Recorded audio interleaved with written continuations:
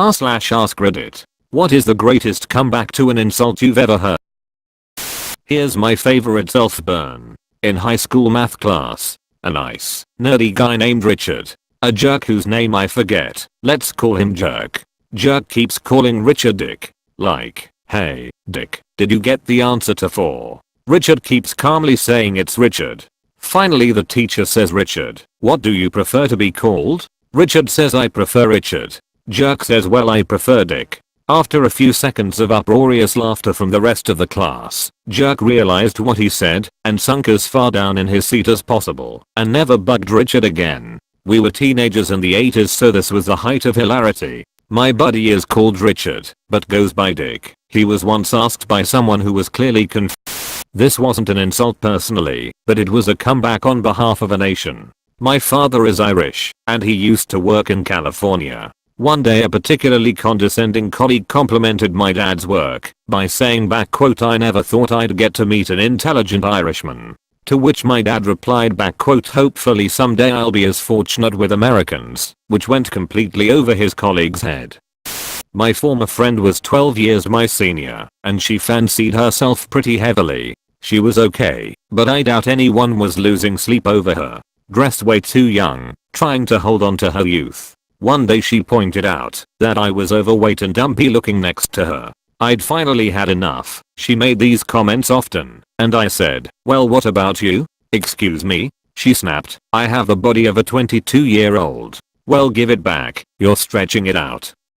My sister, when she was 13, maybe 12, she was fighting with my little brother, 3 years older than her, and he was being aggressive and mean, and she clearly yells, I'd call you a dick, but you're so fake, you're a dildo. My mom and I were in the kitchen and my mom yells at her, go to your room. My sister goes upstairs and my mom has tears in her eyes, choking back laughter. Where did she learn that? I told everyone I knew at the time. I called it the sickest burn of all time.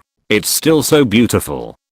Alright, so it goes like this. I had a bully in high school who was tiny, like under 5 foot. I was 6 feet 3 inches at the time, so he would always pick on me, throw stuff at my head, push me around, stuff like that. I never fought back cause I hate violence. Anyway, one day we were in a class together and the class went on lockdown. It wasn't a drill, but we were told the campus wasn't in danger. So jokingly I said, I know why we are locked down. Maybe the zombie apocalypse started. The bully immediately replies, you dumbass, zombies aren't real. I shot back, yeah, well, we didn't think hobbits were real, but you're standing here, aren't you? He lunged at me and got in trouble.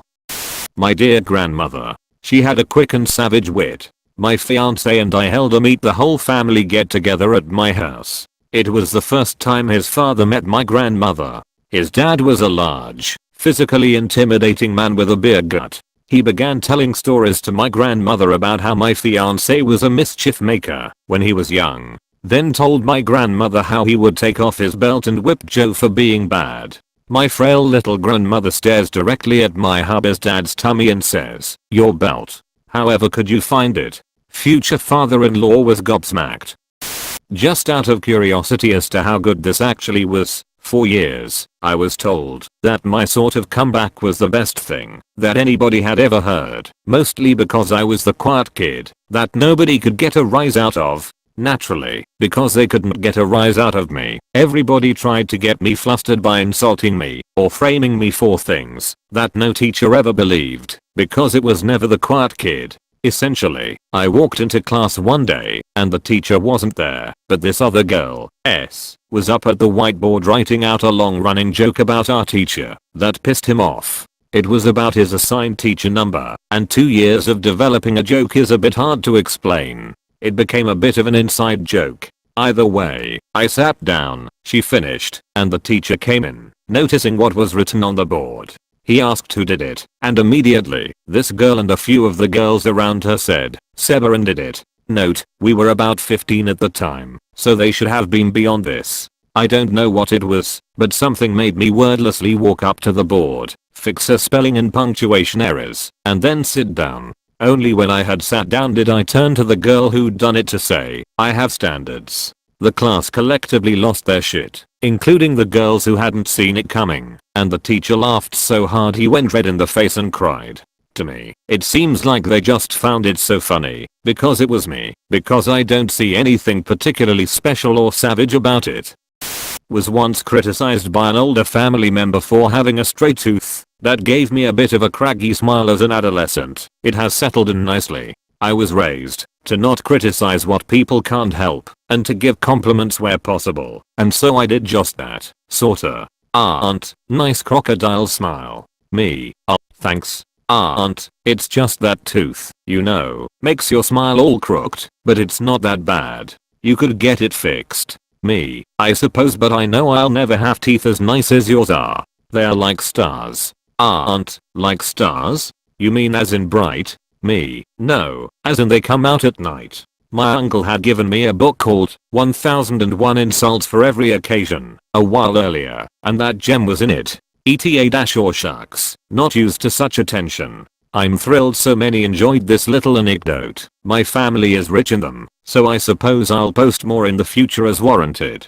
Thank you for my first gold, kind stranger, and the silver. I see you too. I'll strive to be generous. Winston Churchill is attributed some great ones. Lady Astor, Mr. Churchill, you're drunk. Churchill, yes madam, and you are ugly, but tomorrow I shall be sober. And also, Lady Astor, Winston, if you were my husband, I'd poison your tea. Churchill, Nancy, if I were your husband, I'd drink it.